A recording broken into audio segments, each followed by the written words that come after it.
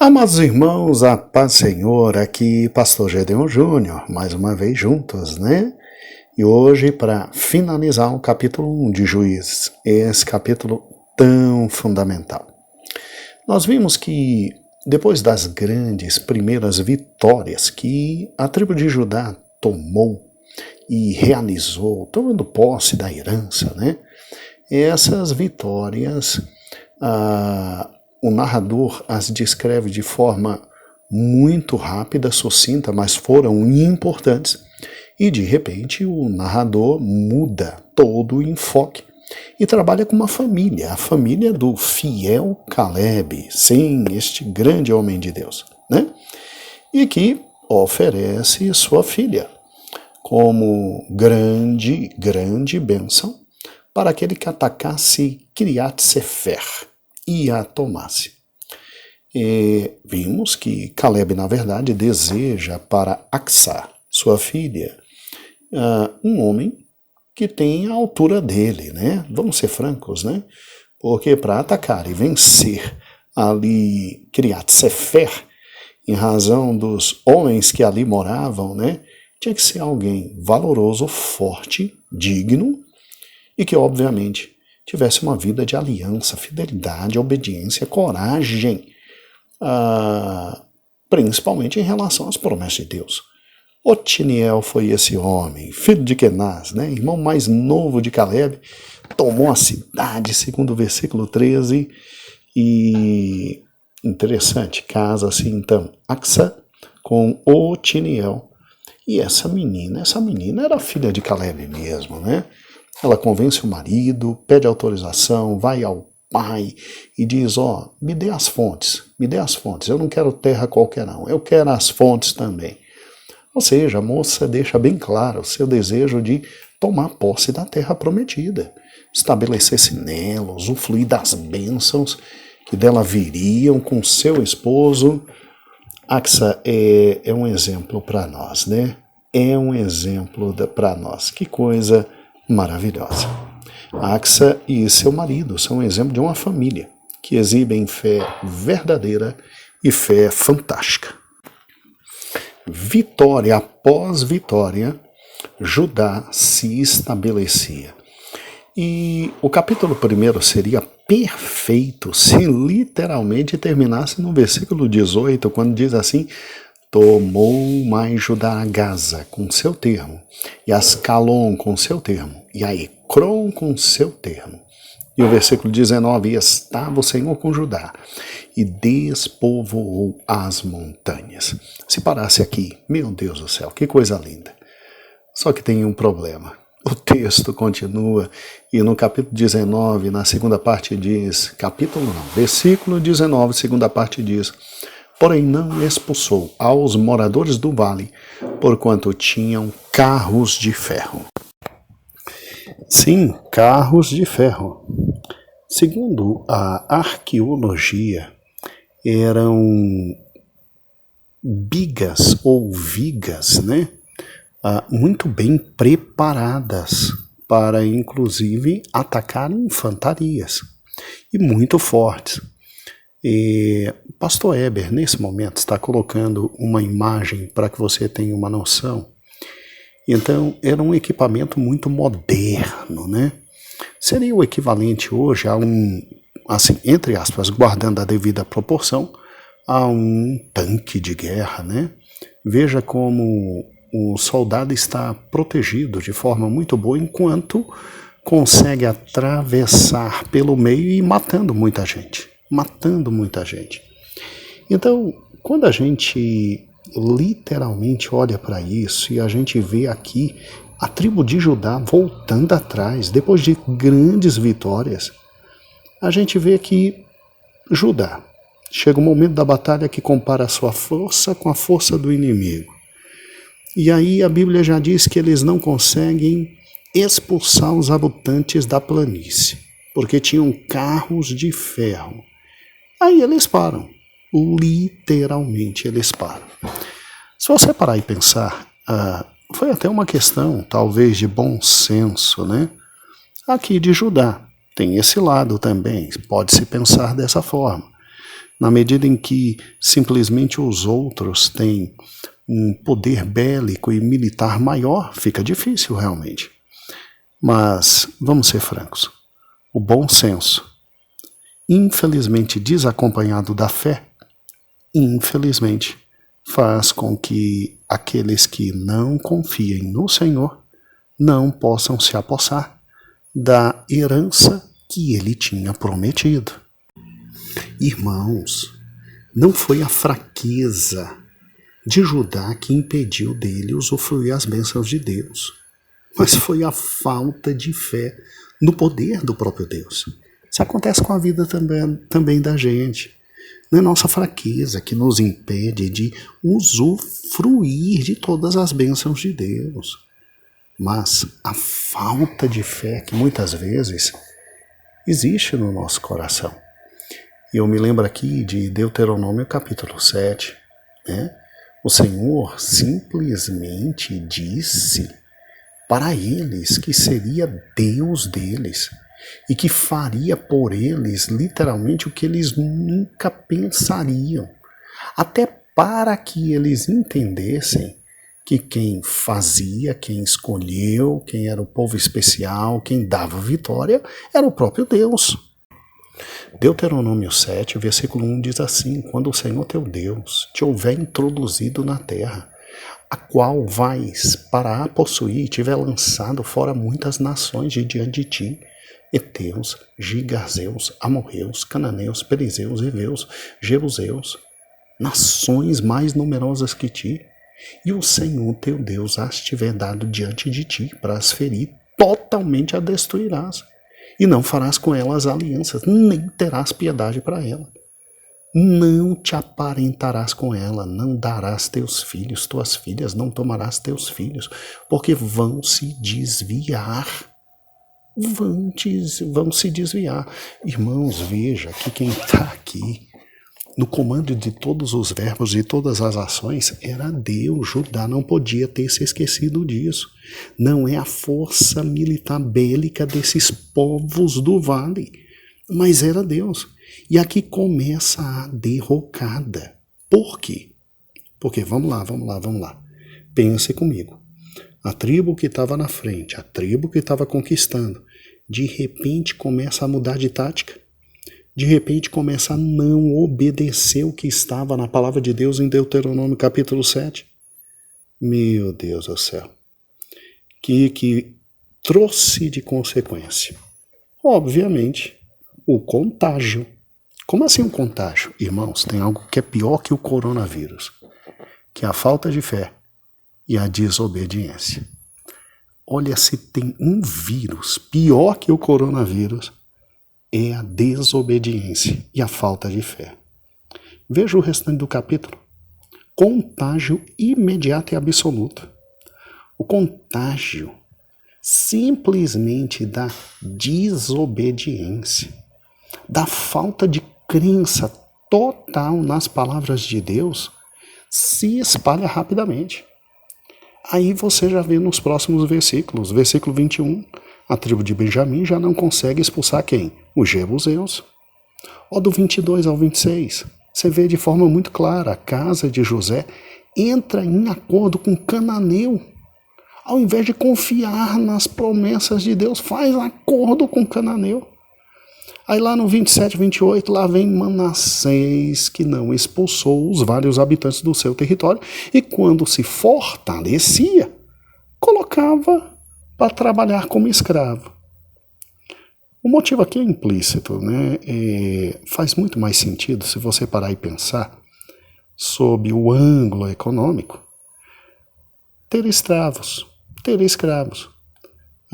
Dava menos trabalho, não tinha problema por expulsar.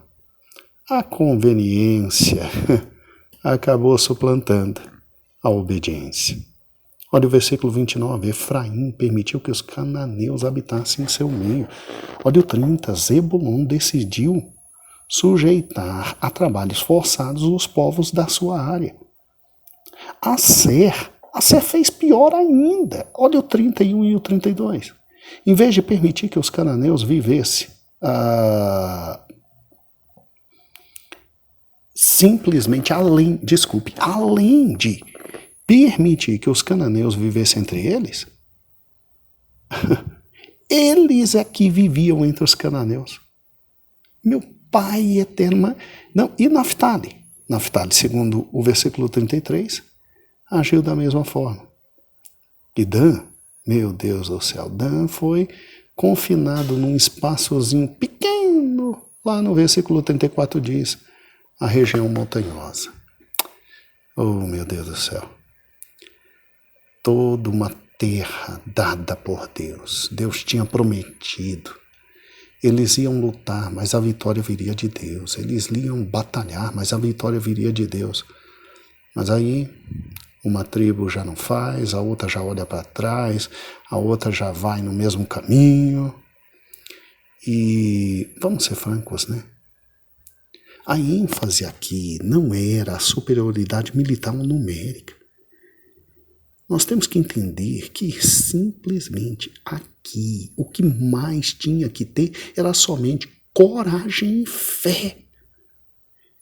O povo tinha que obedecer a Deus, mas o povo começou a simplesmente calcular 2 mais 2 igual a 4 e simplesmente por questões ou econômicas, ou de medo, ou de raciocínio lógico mesmo, disseram, não vai dar, quando Deus já tinha dado a eles vitória atrás de vitória.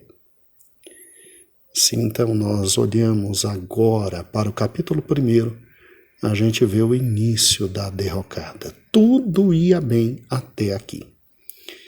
Então, que dor, né? Que dor. E eu paro e penso. A gente, quando olha para o passado de Israel, antes de Juízes 1, a gente vê um povo que habitava agora numa terra que era prometida e se estabeleceu em grande área, mas grande área do território. E se você parar e pensar, 2 gerações anteriores a essa estavam na escravidão do Egito. Nem mesmo podiam sonhar com essa vida, nem para eles, nem para os netos. E agora que os netos têm uma vida dessa, simplesmente não confiavam mais em Deus e resolveram não obedecer completamente. E agora, irmãos, agora Israel convivia com os cananeus, com seus ídolos. Sabe, é o mesmo que você morar em um território cheio de minas escondidas, todas ali bem escondidas, esperando só para detonar. Só para detonar. Amados, a vida espiritual é uma vida de sinceridade. Se Deus disse que iria fazer, Ele faz. Se Ele disse que iria realizar, Ele vai realizar. Mas de forma muito triste, nós vemos um povo que começa tão forte, tão poderoso, ouvindo a voz de Deus, de repente se acovardando e não cumprindo a ordem do Senhor. Não cumprindo a ordem do Senhor. E o pior, por um motivo ou outro, por uma razão ou outra, simplesmente abrindo mão de todas as promessas e fazendo-se absolutamente, em alguns casos, isso é horrível, né? Absolutamente pior até do que aqueles que viviam naquela terra. É por isso que, do versículo 19 em diante, nós temos uma narrativa horrível, absolutamente horrível, que simplesmente não condiz com um passado de fé, um passado glorioso, um passado cheio de promessas, de força, de graça, de grandiosidade, que Deus simplesmente já tinha mostrado a eles, já tinha dito, já tinha feito. Irmãos, isso me faz pensar na minha vida e não sei se te faz pensar na tua vida. Mas você já viu que toda vez que um de nós questiona, um de nós não confia, um de nós olha com olhos de soslaios para a palavra de Deus, isso acaba arrebentando a vida da gente. A falta da fé arrebenta a vida da gente. A Bíblia diz que todo aquele que se aproxima de Deus tem que se aproximar com fé, sabendo que Ele existe e que é galardoador. Agora, o grande problema é que quando a nossa fé simplesmente se torna pequena e a gente passa a não acreditar na palavra de Deus, você infelizmente influencia outras pessoas, você arrebenta a vida dos outros, você, de alguma forma, você tem uma certa liderança sobre alguém, está numa posição e isso vai trazendo consequências. E mesmo aqueles que não estão sob sua liderança começam a ver e isso contagia de forma maligna, horrível, tétrica, irmãos. Segundo lugar, pare e pense comigo. É mais fácil o quê? É mais fácil obedecer às ordens de Deus ou seguir o nosso próprio bom senso? Sério. O problema foi quando Judá chegou na planície e viu que os cananeus da planície tinham uma superioridade militar maior que a deles. Eles tinham praticamente um tal tanque de guerra, né? Carro de guerra que eles não tinham. E aí eles se esqueceram que Deus tinha parado, era o sol com Josué. Deus tinha aberto o mar com Moisés. Deus tinha feito a água brotar de onde não existia, de pedra. Irmãos, quando Deus fala, a gente obedece. Quando Deus diz, a gente se submete. Em que áreas da minha vida e da tua vida nós estamos preferindo o bom senso à obediência de Deus? Vai, me diga. Em que área está prevalecendo o raciocínio frio, materialista, econômico, do que a pungente palavra de Deus? O que tem aí dentro do meu coração e do teu coração que ainda não obedecem ao Senhor, em que você ainda não cedeu e eu ainda não cedi? Irmãos, obediência Ele quer e não sacrifícios. Eu e você, quando desobedecemos, além de destruirmos toda a possibilidade de usufruirmos de toda a bênção que Deus sempre quis nos dar, influenciamos outros a conosco cair e aí destruímos a vida dos outros. E aí chegamos no final da existência dizendo, poxa, por que eu não confiei mais em Deus? Por que eu não fiz mais? Você sabia que a gente usufrui pouco porque planta pouco? Usufrui pouco porque tem pouca fé? Usufrui pouco porque, na verdade, lá no fundo ainda não acreditamos completamente na palavra de Deus? Olha, irmão, se o Senhor disse, Ele fará. Por quê? Porque Ele é Deus. Ele não é homem para que minta e filho do homem para que se engane. É doloroso ver como o capítulo 1 vai terminando. Mas não se preocupe, o pior ainda vem. O capítulo 2. E algo mais triste ainda, o capítulo 3. Mas a cada capítulo, também a misericórdia de Deus se levanta, tal como o sol toda manhã. E o Deus de promessas que se liga à sua palavra e não à nossa desobediência, Ele vela por cumprir sua palavra. Mas que a lição fique no coração. Não é simples ouvir o que nós ouvimos hoje. Mas eu quero te deixar um grande beijo, um grande abraço. Dizer a você que o Senhor é bom e eterna a sua misericórdia. E que a única coisa que temos que fazer é crer na palavra dele e viver de acordo com a palavra dele. Sabendo que desobediência, na verdade, é falta de fé. É essa a verdade. Sabendo que desobediência ou obediência parcial nada mais é do que simplesmente perder a possibilidade de usufruir de todas as bênçãos de Deus. Pior ainda, levar outros, por causa do nosso exemplo, a fazer a mesma loucura.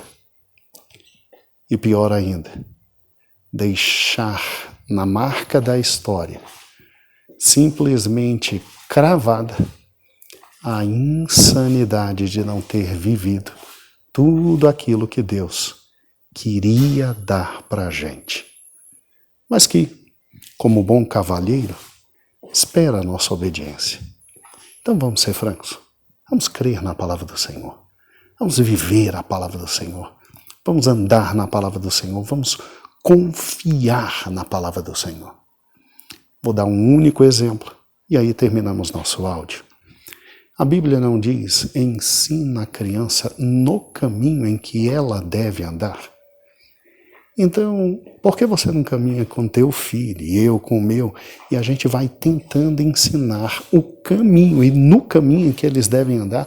E será que lá na frente a gente não vai colher bons frutos? Você quer que seu filho seja um grande homem? Caminhe com ele no caminho dos grandes homens. Você quer que seu filho seja estudante, inteligente, falante, produtivo? Então seja estudante, falante, produtivo. Mostre a ele o caminho. Viva com ele o caminho. Você quer que ele ande nos caminhos do Senhor? Então anda você primeiro, traz ele junto e vai andar nos caminhos do Senhor. Porque senão depois não adianta. Irmãos, é incrível como a palavra de Deus é. É uma questão de fé. Fé gera obediência. Obediência gera vitória.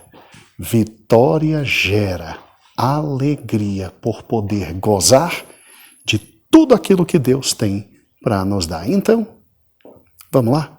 Fé, obediência, vitória, alegria e, obviamente, vida de deleite na presença do Senhor.